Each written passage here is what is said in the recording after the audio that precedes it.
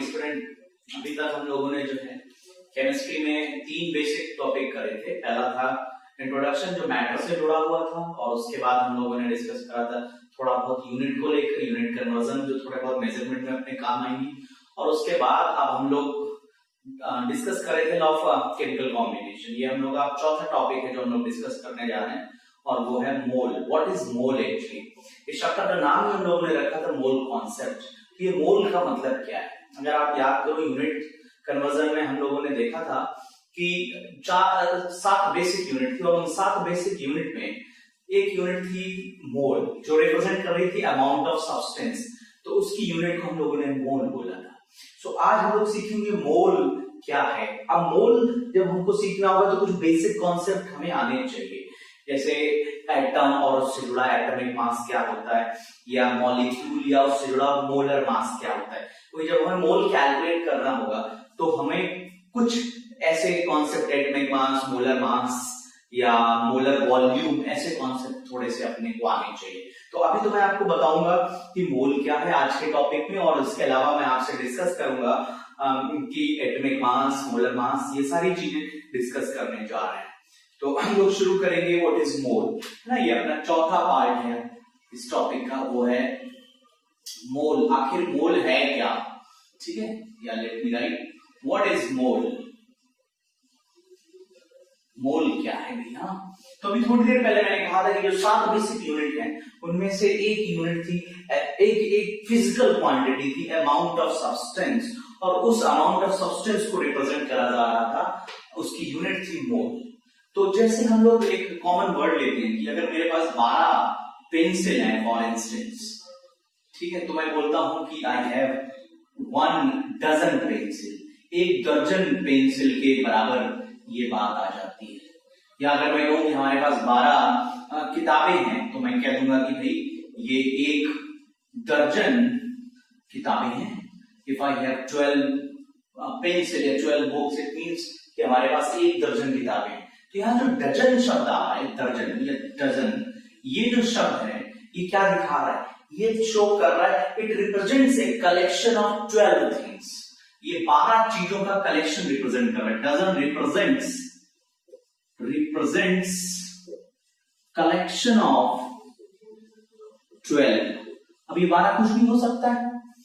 Collection of 12 को क्या कहेंगे? 12 पर जब हम कई बार ऐसे भी देखते हैं कि 1 ग्रॉस, ऐसे भी लिखा होता है 1 ग्रॉस से बुक्स, इसका मतलब होता है कि 144 बुक्स। तो यहां जो ग्रॉस शब्द आ रहा है ये क्या दिखा रहा है? ये दिखा रहा है नहीं, 1 ग्रॉस बुक का मतलब 144 बुक्स, यानी ये क्या शो कर रहा है? ग्रॉस शब्द यहां शो कर रहा है इट रिप्रेजेंट्स कलेक्शन ऑफ 144। तो 144 की कलेक्शन कुछ भी हो सकती है, किताबें, पेन, पेंसिल, एनीथिंग इट में भी, उसको हम लोग ग्रॉस कह देते हैं। पर अगर हम केमिस्ट्री में बात करें तो केमिस्ट्री में हमारे पास क्या होता है? एटम होते हैं। केमिस्ट्री में अगर हम बात करें तो हमारे पास एटम है ना, मॉलिक्यूल है केमिस्ट्री के अंदर, है ना। हमारे पास क्या है? एटम है, मॉलिक्यूल है, आयन है जिसके अंदर कैटायन भी होगा। ये सारे टर्म आपने थोड़े बहुत कहीं ना कहीं सुने होंगे। एनायन होंगे, इलेक्ट्रॉन होंगे, प्रोटॉन होंगे और न्यूट्रॉन होंगे, और ये सब बहुत छोटे होते हैं, हम लोग इन्हें देख नहीं सकते, और इनकी संख्या भी बहुत बड़ी होती है। ऐसा तो नहीं बोलेंगे कि हमारे पास अगर छोटा सा सैंपल है तो ये नहीं कहेंगे इसने सैंपल में 1 एटम या 2 एटम या 100 एटम होंगे, इसमें तो बहुत सारे एटम हो जाते हैं। तो इतनी छोटी यूनिट से हम लोग रिप्रेजेंट नहीं कर सकते हैं। डजन तो सिर्फ 12 चीजों का कलेक्शन है, और ग्रॉस सिर्फ 144 का कलेक्शन है। तो एटम तो बहुत बड़ी संख्या होती है। एटम समटाइम्स इस तरह से लिखे जाते हैं 40 into 10 की पावर 29 एटम। ये संख्या तो बहुत बड़ी होती है। अब इतनी बड़ी संख्या को कैसे रिप्रेजेंट करा जाए? तो उन्होंने एक कलेक्शन ऑफ एंटाइटी के लिए वर्ड यूज करा, जिसको हम लोग बोल रहे थे कि इतने बड़े अमाउंट ऑफ सब्सटेंस को अगर हमें रिप्रेजेंट करना है तो हम क्या करें? तो उन्होंने एक फिजिकल क्वांटिटी को डिस्क्राइब करा जिसका नाम रखा अमाउंट ऑफ सब्सटेंस। और ये जो अमाउंट ऑफ सब्सटेंस है इसकी, ये हमारी क्या है? Physical quantity. ठीक है, ये हमारी फिजिकल क्वांटिटी है और इस फिजिकल क्वांटिटी की यूनिट जो बनाई अमाउंट ऑफ सब्सटेंस को लेके, उसकी यूनिट का नाम रखा मोल। क्या रखा? मोल, या शॉर्ट में एमओएल भी लिख देते हैं, शॉर्ट टर्म सिंबल हो जाता है एमओएल और पूरा नाम है एमओएलई। तो ये जो मोल है ये किसी चीज का कलेक्शन दिखा रहा है। मोल क्या बता रहा है हमको? मोल रिप्रेजेंट्स कलेक्शन ऑफ एंटिटी, किसी चीज का, एंटिटी एक अंग्रेजी शब्द है, ये तो एक अंग्रेजी का, किसी भी चीज का कलेक्शन। अब केमिस्ट्री में वो चीजें क्या होती हैं? Atom, molecule, ion, electron, proton, neutron, तमाम चीजें छोटी छोटी। तो ये जो है मोल किसी बहुत बड़ी संख्या का कलेक्शन दिखाते हैं। सो एंटिटी का मतलब है एनीथिंग इन केमिस्ट्री। अगर आप केमिस्ट्री के बाहर जाओगे आप कोई दूसरी चीज ले सकते हो, आप कलेक्शन ऑफ प्रोटीन्स भी कह सकते हो, anything, it is a collection of entity. Okay, it may be atom, molecule और whatever you can think of in chemistry, they all are entity है। इन केमिस्ट्री में एंटिटी का मतलब हम लोग यही बोलेंगे, ठीक है। तो अब सवाल आता है कि मोल रिप्रेजेंट्स कलेक्शन ऑफ एंटिटी, पर कितना कलेक्शन? दर्जन 12 दिखाता है, ग्लॉस 144। तो मोल क्या बताता है? सो याद रखिएगा, mole represents collection of, let me write, 1 mole represents collection of 6.022 into 10 to the power 23 entity. इतनी सारी चीजों का, एंटिटी का मतलब इतनी सारी चीजों का कलेक्शन। कितनी सारी चीजों का? 6 into 10, 6.022 into 10 की पावर 23। तो मैं क्या बोलूंगा कि 1 mole is equal to 6.022 into 10 to the power 23, ये अमाउंट ऑफ सब्सटेंस। जैसे मैं लिखता हूं 1 दर्जन, तो मैं बोलूंगा 12, 1 ग्लॉस 144। तो अगर मैं कहूं 1 मोल, तो उसका मतलब क्या हो गया? 6 into 022 into 10 की पावर 23। ना आप ध्यान देना, 0.022 बहुत छोटी क्वांटिटी है। देखिए सेकंड जो आपका 100th प्लेस आ रहा है, 10th 100th, ये वाला पीछे 1/100th प्लेस, ये 1/10th प्लेस, 1/100th और 1/1000। तो ये बहुत छोटी क्वांटिटी है। तो मैं कैलकुलेशन के पर्पस से इस पॉइंट इसको हमेशा नेग्लेक्ट करूंगा और हमेशा क्या यूज करूंगा? 10 into 10 की पावर 23। ध्यान रखिए कि this is the value you have to remember, है ना, ये आपको ध्यान रखनी है। पर this is the value you will be using to calculate, क्योंकि आंसर पे कोई फर्क नहीं पड़ेगा। ये बहुत बड़ी क्वांटिटी होती है 10 की पावर 23। अगर 0.022 को नेग्लेक्ट भी कर दोगे आंसर पे कोई फर्क नहीं पड़ेगा, बस इसको ध्यान रखना है इसकी वैल्यू को। पर कैलकुलेशन में हमेशा क्या यूज करना? 6 into 10 की पावर 23। तो अभी फिलहाल ये क्लियर हुआ व्हाट इज मोल। मोल क्या है? मोल दर्शा रहा है इतनी सारी चीजों का कलेक्शन। सवाल आता है, अब सवाल आता है कि हम मोल को कैलकुलेट कैसे करें। मोल को कैलकुलेट करने के अपने पास 3 फॉर्मूले हैं। पहले देखो, there are 3 formulas to calculate mole, जिसको शॉर्ट में हम लोग एन से लिखेंगे, ठीक है। एक फॉर्मूला है वेट गिवन, सवाल में ये दिया जाएगा wait given.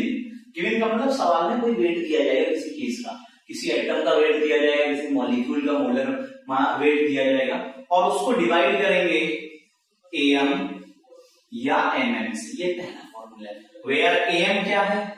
M is atomic मास, ठीक है, एंड एमएम इज मोलर या मॉलिक्यूलर मास, ठीक है भाई। तो ये पहला फॉर्मूला है। अगर एटम का वेट दिया जाए तो उसके एटॉमिक मास से डिवाइड कर दो, अगर मॉलिक्यूल का वेट दिया जाए तो उसके मोलर मास से डिवाइड कर दो। ये मोल कैलकुलेट करने का पहला फॉर्मूला है। अब इस फॉर्मूले में कुछ विशेष बातें ध्यान रखनी है कि ये formula solid state, liquid state और गैस तीनों के लिए अप्लाई करा जा सकता है, for solid, liquid and gas. दूसरी बात, जो यहां वेट दिया गया है, it has always to be in gram. ये किसमें होना चाहिए? ग्राम में। और अगर ये ग्राम में नहीं है तो प्लीज उसे ग्राम में कन्वर्ट करो। यूनिट ऑफ कन्वर्जन मैंने आपको बताया। ये पहला फॉर्मूला है वो कैलकुलेट करने का, formula number A. Formula number B है mole is equal to volume, V for volume given, हाँ यहाँ लेट मी राइट W क्या है, वेट, ठीक है भाई, W is the weight, V is the volume given upon 22.4 liter, huh? This is in liter. If it is in liter, then use this formula where V is the volume, हाँ V क्या है, volume, ठीक है, V हमको क्या बता रहा है, वॉल्यूम, तो ये फॉर्मूला हो गया आपका दूसरा फॉर्मूला, हाँ। अच्छा, समटाइम्स वॉल्यूम जो होता है वो मिलीलीटर में दिया होता है, किसमें दिया होता है, मिलीलीटर में, तो तब आप नीचे भी क्या लोगे, मिलीलीटर ही लोगे, तो आप यूनिट देखकर जाइएगा कि वॉल्यूम किसमें दिया है, अगर लीटर में दिया है तो 22.4 लीटर से डिवाइड करना है, एमएल में दिया है तो 22,400 से डिवाइड करना है, और ये फॉर्मूला जो है गैस के लिए ही वैलिड है, और एक और बड़ी इंपॉर्टेंट चीज है, it is valid only at STP, STP का मतलब स्टैंडर्ड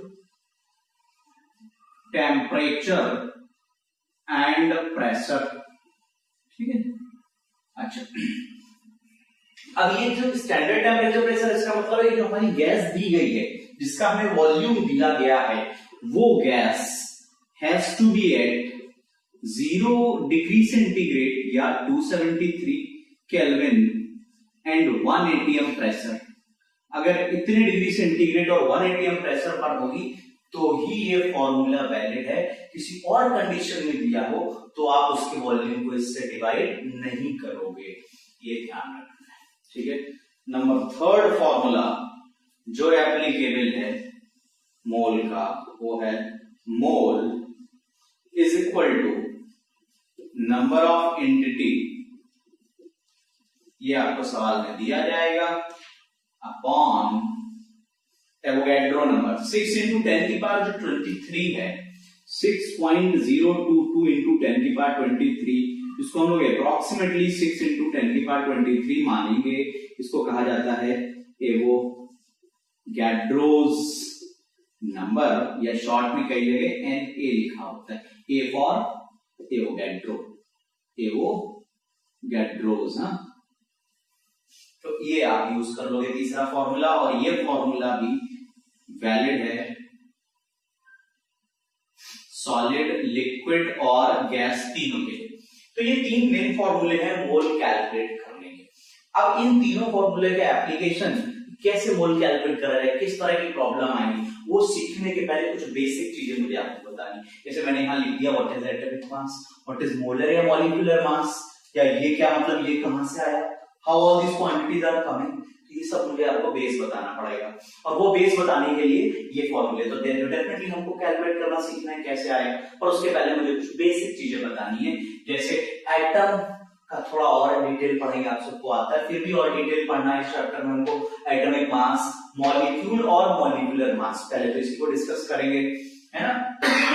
उसके वापस इस फॉर्मूले को रिविजिट करेंगे। तो शुरुआत में मैंने आपको ये तीन फॉर्मूले इसलिए दिए हैं ताकि हम लोग अभी सिर्फ ध्यान रखें, अभी जब हम आपको थोड़े से और बेसिक कॉन्सेप्ट पढ़ा देंगे तब हम इन फॉर्मूलों का एप्लीकेशन ठीक इसी टॉपिक के बाद लेंगे ना। तो ये तीन फॉर्मूले अभी तो अपने को सिर्फ ध्यान रखना, और उनके एप्लीकेशन पार्ट में ये फॉर्मूला सॉलिड लिक्विड गैस के लिए वैलिड है, ये सिर्फ गैस के लिए वैलिड है, ये भी सॉलिड लिक्विड गैस के लिए वैलिड है। यहाँ पर वेट किसमें होना चाहिए, ग्राम में, नहीं है तो प्लीज कन्वर्ट करिए, अगर यहाँ लीटर दिया तो 22.4 लीटर है, अगर ml है तो 22,400, और अगर यहाँ कोई और यूनिट है तो प्लीज उसे ml में या लीटर में कन्वर्ट करिए, then divide accordingly. Number of entity का मतलब होता है क्या, किसकी संख्या दी गई, जैसे अभी थोड़ी देर पहले लिखा था ना 14 इंटू 10 के बाद 29, तो वो की संख्या होगी किसी की, डिवाइडेड बाय एवोगैड्रो नंबर, या 6 इंटू 10 के बाद 23 जिसको एवोगैड्रो नंबर कहा गया, आपको क्या मिल जाएगा, मोल। अब मोल के सवाल लगाने के पहले हम लोग क्या करेंगे, कुछ बेसिक कॉन्सेप्ट इसी में करने पड़ेंगे, कुछ चीजें आपको आती होंगी और कुछ नया सिखाऊंगा। सबसे पहले let us begin with the first concept, atom and atomic mass, molar, molecule and molar mass. आपको एटम या इन सब के बारे में सिखाने जा रहा हूं, वो इसी मोल के बाद का एक्चुअली टॉपिक है जिसको हमने नंबर 8 लिया हुआ है। तो अभी मैंने आपको सिर्फ बताया व्हाट इज मोल। अब मैं हेडिंग थोड़ा सा चेंज कर रहा हूँ, सॉरी नंबर 5 में लिखा होगा, वहां होगा atom and atomic mass and mole and molar mass. तो हेडिंग कुछ इस तरह की होगी, atomic mass and molecular mass. मैं ये हेडिंग इसलिए डाल दे रहा हूं ताकि आपको याद है हम लोग कर क्या है ना, मोल पे जुड़े सवालों को मैं रिविजिट करूंगा अभी। पर एटॉमिक मास सीखने के पहले सबसे पहले हम आपको साथ डिस्कस करेंगे एटम क्या है। अब ये आप सब थोड़ा बहुत तो पढ़ के आए। देखिए भाई, एटम के दो पार्ट होते हैं, एक होता है न्यूक्लियर पार्ट, दूसरा होता है extra nuclear part. Nuclear part का मतलब एटम में दो हिस्से हैं, जैसे ये आपका न्यूक्लियस हो गया और इस न्यूक्लियस के बाहर कुछ ऑर्बिट होती थी, दिस इज आवर न्यूक्लियस, और ये हमारी क्या होती थी, ऑर्बिट। तो ये जो आपकी ऑर्बिट हैं, these orbits are known as extra nuclear part. ठीक है भाई, इसको क्या कहा जाता है, एक्स्ट्रा न्यूक्लियर पार्ट। और ये जो अंदर का हिस्सा है, ये वाला पार्ट, इसको कहा जाता है न्यूक्लियस। और न्यूक्लियस के अंदर एक तो न्यूट्रॉन और प्रोटॉन रहते हैं, और एक्स्ट्रा न्यूक्लियर पार्ट में क्या रहता है, इलेक्ट्रॉन। ठीक है, तो न्यूक्लियस के अंदर क्या रहते हैं, न्यूट्रॉन और प्रोटॉन। तो जो जैसे इंडिया में रहने वाले लोगों को कहा जाता है इंडियन, है ना, ऑस्ट्रेलिया में रहने वाले लोगों को कहा जाता है ऑस्ट्रेलियन। सिमिलरली न्यूक्लियस में जो पार्टिकल रहते हैं उनको कहा जाता है न्यूक्लियॉन, है ना। मैं लिख रहा हूं एक वर्ड कि particles inside the nucleus, inside या residing inside the nucleus, residing inside the nucleus are known as nucleon. क्या कहेंगे, न्यूक्लियॉन। ठीक है, उनको कहा जाता है न्यूक्लियॉन। तो न्यूक्लियॉन क्या है, ध्यान देना, न्यूक्लियॉन न्यूट्रॉन भी होते हैं और प्रोटॉन को भी, दो ही चीजें अंदर रहती है। और जो एक्स्ट्रा न्यूक्लियर पार्ट में रहते हैं उनको क्या कहते हैं, इलेक्ट्रॉन। ये अपने को ध्यान रखना है। तो देखो न्यूक्लियर पार्ट के अंदर कौन रहता है, न्यूक्लियॉन, जो किससे मिलके बना है ना, जो मिलके बना है आपका न्यूट्रॉन और प्रोटॉन से। और यहां कौन रहता है, इलेक्ट्रॉन। ठीक है भाई, electron.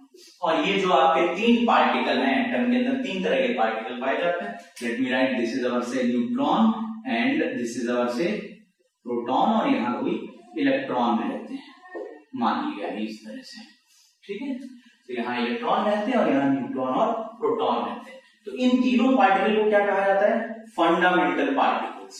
They are known as fundamental particles. कौन कौन है, ठीक है, न्यूट्रॉन, प्रोटॉन और इलेक्ट्रॉन। ऐसे तो बहुत सारे फंडामेंटल पार्टिकल मिले हैं, छोटे लेवल पे हैं, क्वार्क हैं, म्यूऑन्स है, ग्लूऑन्स है, पर अपने सिलेबस के बाहर है वो, तो यहाँ डिस्कस नहीं कर सकते। हम लोग ये फंडामेंटल पार्टिकल वो पार्टिकल हैं, कौन कौन, न्यूट्रॉन, प्रोटॉन और इलेक्ट्रॉन, जो हर किसी एटम में पाए जाते हैं। तो न्यूट्रॉन, प्रोटॉन और इलेक्ट्रॉन हर एक एटम में पाए जाएंगे, और ये एक दूसरे से डिफरेंशिएट भी नहीं करे जा सकते। आप ये नहीं कह सकते हो कि सोडियम का प्रोटॉन दूसरा होगा और मैग्नीशियम का दूसरा होगा, या लिथियम का इलेक्ट्रॉन दूसरा होगा और हाइड्रोजन का दूसरा होगा। फंडामेंटल शब्द का मतलब ही यही है कि these particles cannot be distinguished from one atom to another। आपने एटम चेंज कर दिया, इसका मतलब ये नहीं कोई इलेक्ट्रॉन, प्रोटॉन, न्यूट्रॉन भी बदल गए। यूरेनियम के जो इलेक्ट्रॉन है वही इलेक्ट्रॉन पाए जाएंगे प्लूटोनियम में, ठीक है ना। जो हाइड्रोजन में इलेक्ट्रॉन होगा वही सेम इलेक्ट्रॉन पाया जाएगा आपका सीजियम में, या किसी और नोबल गैस जैसे हीलियम में। तो फंडामेंटल पार्टिकल, ये फंडामेंटल शब्द का मतलब होता है ये वो particle whose identity does not depend on the nature of atom। ठीक है ना, तो ये फंडामेंटल पार्टिकल होते हैं जो हर किसी एटम में पाए जाएंगे, and they are not distinguishable, है ना, from one atom to another. एक एटम से दूसरे एटम तक आप उनको डिफरेंशिएट या डिस्टिंग्विश नहीं कर सकते हो। ये बोलो नहीं यार ये इलेक्ट्रॉन सोडियम वाला है, इसकी ये खास बात है, और ये लिथियम वाला इलेक्ट्रॉन है, ऐसा नहीं है। ये सारे के सारे क्या होते हैं? सेम। अब हमें क्या याद करना है? कुछ चीज मैं आपको वैल्यूज दे रहा हूं जो अपने को हमेशा याद रखनी, क्योंकि अब ये कैलकुलेशन में हमेशा आएंगे और 9th क्लास में आपने पढ़ा भी होगा। इनकी कुछ प्रॉपर्टीज मैं यहाँ लिख दे रहा हूं एक टेबल बना के। ये है आपके फंडामेंटल पार्टिकल और ये है उनकी कुछ प्रॉपर्टीज, खासकर दो प्रॉपर्टी हमें उनकी देखनी है। एक तो उसका मास, एंड ध्यान रखना केमिस्ट्री में वेट और मास बराबर होता है। वेट एंड मास ये दोनों कॉन्सेप्ट सेम है, फिजिक्स में अलग हो जाते हैं। इन केमिस्ट्री वेट और मास सेम है, तो अगर कहीं मैं वेट लिख रहा हूं कहीं मास लिख रहा हूं, अपने लिए दोनों बराबर है, डिफरेंस नहीं है। फिजिक्स में डिफरेंस होता है, ओके। मास। दूसरी बात, दूसरी प्रॉपर्टी फंडामेंटल पार्टिकल की मुझे ध्यान रखनी है, वो है charge Q and their location in atom. Atom में वो चार्ज Q। तो पहला फंडामेंटल पार्टिकल ले लिया electron, represented by the symbol E minus. इसका मास होता है 9.1 इंटू 10 की पावर माइनस 31 ग्राम या 9.1 इंटू 10 की पावर माइनस 28 31 केजी या 28 ग्राम, ठीक है। चार्ज इसका इज माइनस 1.6 इंटू 10 की पावर माइनस 19 कूलम, और ये कहां मिलता है? ऑर्बिट या शेल के अंदर। ये अपने को ध्यान रखना है। ये कुछ जो बातें आपने ऑलरेडी पढ़ी होंगी 9th क्लास में, मुझे पता है, पर मुझे बताना है। और ये अब वैल्यू जो आपको दे दी गई प्लीज मत आपको, ये इसका मैग्नीट्यूड है और इसका साइन रिप्रेजेंट कर रहा है माइनस। दूसरा है प्रोटॉन, जिसको हम लोग जनरली P से रिप्रेजेंट कर देंगे, और इसके मास होता है 1.6 इंटू 10 की पावर या 1.66। So if we just writing here, let me write 1.66 या 67 लिख लो approximately into 10 की पावर माइनस 27 kg या 1.66 into 10 की पावर माइनस 24 ग्राम। वैसे तो 67 लिखा मिलेगा, पर अपन लोग क्या करेंगे 66 लिख लेंगे, कोई इवन नंबर कट जाता है कैलकुलेशन में अगर जरूरत पड़ी तो, ठीक है। अच्छा, इसका चार्ज इसके जस्ट अपोजिट होगा, 1.6 इंटू 10 की power minus 19 coulomb. Magnitude same रहेगा, चार्ज बदल जाएगा, और ये लोग कहां मिलेंगे? न्यूक्लियस के अंदर मिलेंगे। सिमिलरली हमारे पास आता है आखिरी फंडामेंटल पार्टिकल, जिसकी प्रॉपर्टी अपने को ध्यान रखनी, वो है न्यूट्रॉन। हम लोग N से रिप्रेजेंट करेंगे, और ये जो न्यूट्रॉन है ये न्यूट्रल है, और इसका मास अप्रोक्सीमेटली 1.66 इंटू 10 की पावर माइनस 27 kg या ग्राम में। वही मान ले रहे हैं क्योंकि कैलकुलेशन पे कोई इंपैक्ट नहीं पड़ेगा, थोड़ा सा हल्का सा भारी होता है प्रोटॉन। चार्ज हम लोग यहां बोलेंगे ये न्यूट्रल है, चार्ज लेस है, और ये भी कहां मिलेगा? न्यूक्लियस के अंदर मिलेगा, ठीक है। ये आपको मिलेगा न्यूक्लियस के अंदर। तो अपने को ये टेबल जो है थोड़ी सी ध्यान रख लेनी है, क्योंकि कैलकुलेशन पर्पस से ये बहुत ज्यादा है। बहुत हार्ड वैल्यू आपको रटनी नहीं है कि एग्जैक्ट वैल्यू याद करो, दे आर यूजलेस, क्योंकि हमको सिर्फ कैलकुलेट करके सवाल निकालने हैं। Exact values are given in the book which are of no concern to us. अब यहां जो मैं एक चीज और बता दूं आपको, वो ये है अप्रॉक्सीमेट मासेस का कंपैरिजन। तो मास ऑफ प्रोटॉन और मास ऑफ न्यूट्रॉन लगभग हम बराबर मानेंगे, दे आर लिटरली सिमिलर, पर मास ऑफ इलेक्ट्रॉन जो है वो काफी कम होता है। It is around 1837 times 1/1837 times into the mass of proton. इसलिए हम लोग कई बार इसके मास को क्या कर लेते हैं? नेग्लेक्ट कर देते हैं, क्योंकि इससे 1/1037 टाइम्स छोटा है, ठीक है। So sometimes we can also neglect mass of electron in comparison to proton या neutron, in comparison to proton and neutron हम लोग इसके masses को neglect भी कर देते हैं, ठीक है। Representation of atom,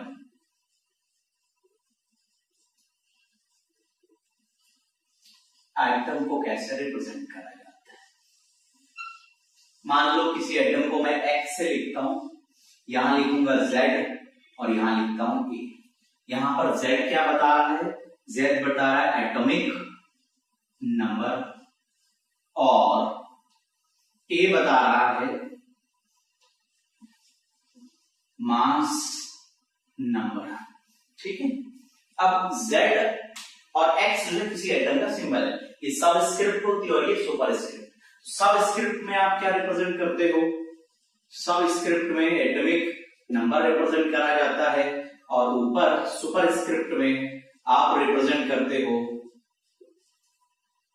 mass number. अब देखिए, जो आपका एटम है उसमें जो जेड है और इसके ऊपर कोई चार्ज तो लगा नहीं है, न्यूट्रल है ये एटम, तो ऐसा कहा गया, ऐसा है कि जो जेड होता है ये किसके बराबर होता है, जेड जो है आपका एटॉमिक नंबर है, एटॉमिक नंबर है और ये बराबर होता है नंबर ऑफ प्रोटॉन के और जो बराबर होता है नंबर ऑफ इलेक्ट्रॉन के। ये अपने को ध्यान रखनी, पहला बात है ना, पहली बात, पहली फॉर्मूला ध्यान रखना है, एटॉमिक नंबर बराबर जेड जो बराबर है नंबर ऑफ प्रोटॉन का जो बराबर है नंबर ऑफ इलेक्ट्रॉन के। पर इसमें एक कंडीशन है, ये फॉर्मूला तभी वैलिड है, इसकी लिमिट है, ये formula is only valid when atom is electrically neutral. Atom क्या है आपका, इलेक्ट्रिकली न्यूट्रल। इलेक्ट्रिकली न्यूट्रल का मतलब क्या है, ध्यान करो, यहां जो टेबल बनी हुई थी वहां पर न्यूट्रॉन तो चार्जलेस है, प्रोटॉन और इलेक्ट्रॉन के चार्ज का मैग्नीट्यूड सेम है, दोनों का मैग्नीट्यूड है 1.6 × 10⁻⁹, पर एक पॉजिटिव है दूसरा क्या है नेगेटिव। इसका मतलब कि जब आपके प्रोटॉन और न्यूट्रॉन की संख्या बराबर होगी, सॉरी प्रोटॉन और इलेक्ट्रॉन की संख्या जब बराबर होगी तब आपका एटम क्या होगा, इलेक्ट्रिकली न्यूट्रल होता है। तो एटम के ऊपर कोई चार्ज ना लगा हो प्लस का या माइनस का, तो हम क्या मानेंगे कि एटम हमारा क्या है, इलेक्ट्रिकली न्यूट्रल है और तब आपका जो एटॉमिक नंबर है वो इलेक्ट्रॉनों के बराबर भी होगा संख्या वही, और वही एटॉमिक नंबर प्रोटॉन के भी बराबर होंगे। अच्छा, दूसरी बात देखो, अगर आपका एटम ये if your atom is not electrically neutral, अगर आपका एटम इलेक्ट्रिकली न्यूट्रल नहीं है तो वो क्या हो सकता है, if atom is not electrically neutral, तब आपका जो एटम एक्स है, ठीक है भाई, ये न्यूट्रल एटम है, तो इसमें कोई चार्ज नहीं है, ये क्या है, न्यूट्रल एटम है। अब ये एटम जो एक्स है इस पे अगर कोई एक माइनस का चार्ज आ जाए, अगर मैं इस पे एक इलेक्ट्रॉन जोड़ूंगा तो माइनस का चार्ज आएगा, कैसे आएगा मैं ये बताऊंगा अभी। और अगर मैं इससे एक इलेक्ट्रॉन निकाल दूं माइनस ऑफ 1 इलेक्ट्रॉन तो इस पे एक प्लस का चार्ज आता है, ठीक है, ये हमारा न्यूट्रल है।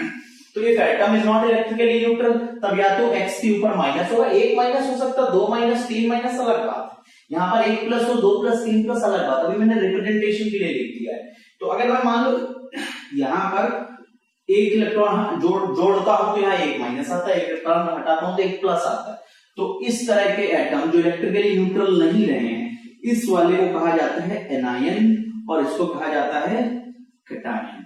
तो ऐसे केसेस में जब आपका एटम जो है वो न्यूट्रल नहीं रहा, आयन में कन्वर्ट हो गया है, या तो नेगेटिव चार्ज एनायन हो गया हो या पॉजिटिव चार्ज कैटायन हो गया हो, इस केस में ये फॉर्मूले में थोड़ा मॉडिफिकेशन है। क्या मॉडिफिकेशन है, तब आपका एटॉमिक नंबर जो होगा Z ये बराबर होगा नंबर ऑफ प्रोटॉन के, पर ये बराबर नहीं होगा नंबर ऑफ इलेक्ट्रॉन के, ठीक है भाई। कहने का मतलब है कि इस केस में जब आपका एटॉमिक नंबर जो है इलेक्ट्रिकली न्यूट्रल नहीं होगा तब आपका Z जो है इलेक्ट्रॉनों के बराबर नहीं होगा। ये अपने को दूसरी बात ध्यान रखनी है। अब तीसरी बात देखो, यहां देखिए क्या लिखा था, मास नंबर। अब ये जो मास नंबर होता है ये क्या है, मास नंबर है number of proton plus number of neutron. Proton और न्यूट्रॉन की संख्या जो है उसका योग जो है उसको कहा जाता है मास नंबर। हाँ, उसको क्या कहते हैं? Mass number. अब इस फॉर्मूले को लिखते हैं थोड़ा। मास नंबर को लिखा जाता है ए से, और नंबर ऑफ प्रोटॉन को लिख देंगे जेड के बराबर, क्योंकि चाहे वो न्यूट्रल हो या ना हो ये तो हमेशा जेड के बराबर होगा। तो नंबर ऑफ न्यूट्रॉन का फॉर्मूला आ गया, क्या आ गया? नंबर ऑफ न्यूट्रॉन बराबर, इसको यही रखते इसको यहां ले जाना तो क्या लिख देंगे? ए माइनस जेड। क्या लिखेंगे? ए माइनस जेड। ये हो गया हमारा नंबर ऑफ न्यूट्रॉन। तो हमें चार बातें ध्यान रखनी है जब मैं सिंबल ऑफ एटम या रिप्रेजेंटेशन की बात कर रहा हूं। पहली बात, नीचे जो भी चीज लिखी होगी उसको क्या कहेंगे? सबस्क्रिप्ट। उसको कहा जाता है एटॉमिक नंबर। ऊपर सुपरस्क्रिप्ट की जगह होती है उसको कहते हैं मास नंबर। कई बार किताब में इसको उठा के यहां लिख देगा, डजंट मैटर, इधर लिख दो या फिर चलेगा। अच्छा, ये Z बराबर number of proton and electron हो जाएंगे। Z बराबर number of proton not equal two electron if it is not electrically neutral. और अगर A से Z को घटाओ, A से Z को घटाओ तो आपको क्या मिल जाएगा? Number of neutron. अब इसका एक एग्जांपल देखते हैं। देखिए, मान लो मैंने लिखा ये क्या, लेट अस से आई रोट बेरिलियम, ये सिंबल है बेरिलियम एटम का, और यहां पर मैं 4 लिख रहा हूं और यहां पर 9। तो इसका मुझे मतलब समझना है कि what does this symbol represent. 4 का मतलब है कि इसके अंदर, चूंकि ये न्यूट्रल है, कोई प्लस माइनस नहीं है, इसका मतलब इसमें 4 प्रोटॉन है और 4 ही क्या है? इलेक्ट्रॉन है। ठीक है। अच्छा, अगर मैं 9 से 4 को घटा दूं, इफ आई 9 माइनस 4 करूं तो A हुआ 9 और Z क्या हुआ? 4। तो क्या वैल्यू बचेगी? 5। और ये किसकी संख्या होगी? न्यूट्रॉन की। तो अगर मुझे कोई रिप्रेजेंटेशन एटम का दिया जाएगा तो मैं इस तरह से उसको रख सकता हूं कि हमारे पास 5 न्यूट्रॉन है इसके अंदर, अगर मैं इससे इसको घटाऊंगा 4 प्रोटॉन और 4 इलेक्ट्रॉन है। ये बात समझ में आई? अच्छा, एक और एग्जांपल देखते हैं। मान लो हमारे पास है S2 माइनस। अब जरा इसको समझना है। यहां मैं लिख रहा हूं 16 और यहां लिख रहा हूं 32। अब इसका देखो, अगर ये न्यूट्रल था, ये तो न्यूट्रल नहीं है, इसके ऊपर माइनस का चार्ज आ गया 2 माइनस का। तो अगर ये न्यूट्रल नहीं है तो इसका मतलब मैं कैसे बोलूंगा? जो नीचे वाली वैल्यू है वो Z है, जो एटॉमिक नंबर के बराबर है और जो बराबर है नंबर ऑफ प्रोटॉन के। तो मैं इसमें क्या बोलूंगा कि हमारे पास 16 प्रोटॉन हो गए, क्योंकि Z जो होता है वो P के संख्या के बराबर है, तो 16 हो गए, पर इलेक्ट्रॉन के बराबर नहीं। तो कितने इलेक्ट्रॉन हुए?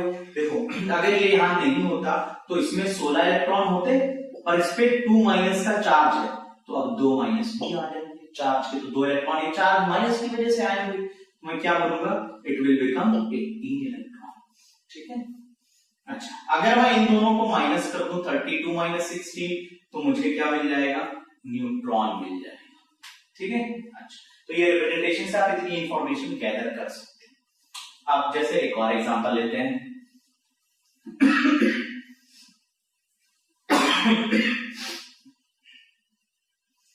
लेट अस से Ca2+, ये है 20 और ये है 40। तो मैं क्या कहूंगा? ये न्यूट्रल नहीं है, इसके ऊपर कोई प्लस का चार्ज है, यानी जो Z होगा वो प्रोटॉन के तो बराबर होगा। तो अगर Z 20 है, ये क्या रिप्रेजेंट कर रहा है? Z। ये क्या रिप्रेजेंट कर रहा है? A। तो ये तो 20 प्रोटॉन हो गए। ठीक है, पर इलेक्ट्रॉन कितने होंगे? अब ये अगर यहाँ 2 नहीं होता तो ये क्या बन जाता? 20 इलेक्ट्रॉन। पर 2 तो तभी आया होगा प्लस का जब इससे 2 इलेक्ट्रॉन कम हुए होंगे। तो जितना प्लस हो उतना माइनस कर दो, तो 20 माइनस 2, यानी यहां इलेक्ट्रॉन कितने हो गए? 18।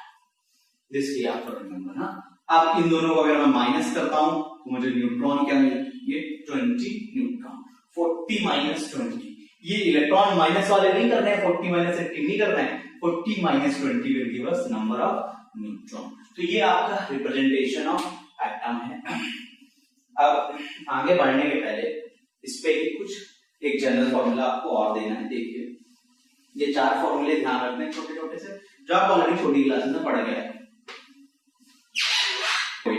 अगर मान लो मैंने एक न्यूट्रल एटम लिया X, और इस न्यूट्रल एटम X में अगर मैं n नंबर ऑफ इलेक्ट्रॉन जोड़ता हूं तो इसके ऊपर हमेशा याद रखो n माइनस का ही चार्ज आएगा। जितने इलेक्ट्रॉन जोड़ूंगा इस न्यूट्रल एटम में उतने ही माइनस का चार्ज आएगा। अगर मैं इससे n नंबर ऑफ इलेक्ट्रॉन निकालता हूं अगर किसी न्यूट्रल एटम से, तो जितने इलेक्ट्रॉन माइनस करूंगा उतना ही पॉजिटिव चार्ज आएगा। This we have to remember. ये हमारा क्या होता है, न्यूट्रल एटम, ये हो गया उसका एनायन और ये हो गया कैटायन। तो क्या ध्यान रखना है कि अगर मैं न्यूट्रल एटम में इलेक्ट्रॉन जोड़ूंगा, if I add electron in neutral atom it becomes an ion. If I remove electron it becomes cation, and this thing has been illustrated over here. यही चीज यहां पर illustrate करी गई है। जरा इस फॉर्मूले के आगे देखते हैं कि जैसे मान लो मैंने लिया एल्यूमिनियम और इस एल्यूमिनियम में अगर मैं 3 इलेक्ट्रॉन माइनस कर दूं, तो ध्यान रखो जितने इलेक्ट्रॉन माइनस करूंगा उतना ही चार्ज इसके ऊपर आएगा। ठीक है, एल्यूमिनियम 3+ बनेगा।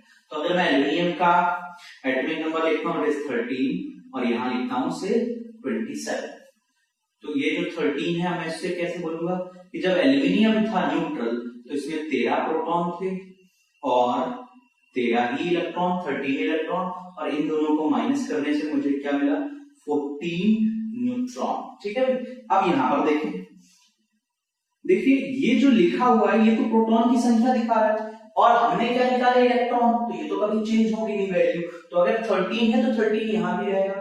और ये क्या दिखा रहा था, प्रोटॉन और न्यूट्रॉन का सम जो न्यूक्लियस के अंदर रहते हैं। तो अगर कोई भी चीज न्यूक्लियस के अंदर होगी तो उसको तो आप निकाल नहीं सकते हो, क्योंकि न्यूक्लियस से अंदर चीजों को निकालने के लिए आपको न्यूक्लियस को तोड़ना पड़ेगा। तो वो क्या कहलाता है, न्यूक्लियर फिजन, जो नॉर्मल केमिकल लेबोरेटरी में नहीं हो सकता, उसके लिए हमें न्यूक्लियर रिएक्टर में जाना पड़ेगा। तो बहुत ही हाई एनर्जी प्रोसेस होती है। तो हम यहाँ पर कोई भी चीज चेंज नहीं होगी, क्योंकि ये भी प्रोटॉन की संख्या दिखा रहा है और ये भी क्या दिखा रहा है, प्रोटॉन और न्यूट्रॉन की संख्या, और ये सब न्यूक्लियस के अंदर रहते हैं, न्यूक्लियॉन्स हैं। तो यहाँ अगर न्यूट्रल है या कैटायन हो, ये चीज कभी नहीं बदलती, ये सेम रहेगी। हाँ, यहाँ 3+ का मतलब क्या है ये समझते हैं। तो अगर ये 3 इलेक्ट्रॉन इससे निकल गए तो देखो आप क्या बोलेंगे कि यहाँ 13 प्रोटॉन थे तो 13 प्रोटॉन तो अभी भी है। अब 3 इलेक्ट्रॉन निकल गए तो पहले कितने थे, 13। अब 3+ का मतलब 13 - 3 यानी कितने आ गए, 10 इलेक्ट्रॉन। पर क्या न्यूट्रॉन चेंज होंगे, नहीं, क्योंकि तो न्यूक्लियस के अंदर है। तो इन दोनों का माइनस मैं यहां लिख रहा हूं कि इसके अंदर न्यूट्रॉन क्या हो जाएगा, again it will be 14 neutron. ये बात क्लियर। जैसे मैं एक और एग्जांपल लेता हूं, let us go with N3- nitride ion है ये। तो ये होता है 7 और ये होता है 14। अब ये कैसे बना होगा, ये ऐसे ही बना होगा जब 7-14 में मैंने 3 इलेक्ट्रॉन ऐड करे होंगे तभी तो बना होगा नाइट्राइड आयन। तो देखो भाई इसमें मैं क्या बोलूंगा, 7 का मतलब 7 प्रोटॉन एंड 7 इलेक्ट्रॉन, क्योंकि ये न्यूट्रल है तो प्रोटॉन बराबर इलेक्ट्रॉन, और इन दोनों को माइनस करूंगा तो क्या मिलेगा, 7 न्यूट्रॉन। ठीक है, अगर मैं यहां पर आऊं तो क्या बोलूंगा, 7 प्रोटॉन और इन दोनों को माइनस करूंगा तो विल गेट 7 न्यूट्रॉन, 14 - 7, और 3 इलेक्ट्रॉन यहां पर मैंने ऐड करे हैं। तो अब ये 7 और 3 क्या हो जाएंगे, 10 इलेक्ट्रॉन, है ना भी। तो ध्यान क्या रखना है कि अगर मैं इलेक्ट्रॉन निकालता हूं या जोड़ता हूं तो सिर्फ इलेक्ट्रॉनों की संख्या ही चेंज होगी, प्रोटॉन या न्यूट्रॉन चेंज नहीं होते हैं। When a neutral atom converts to anion or a neutral atom converts to cation, proton and electron do not change.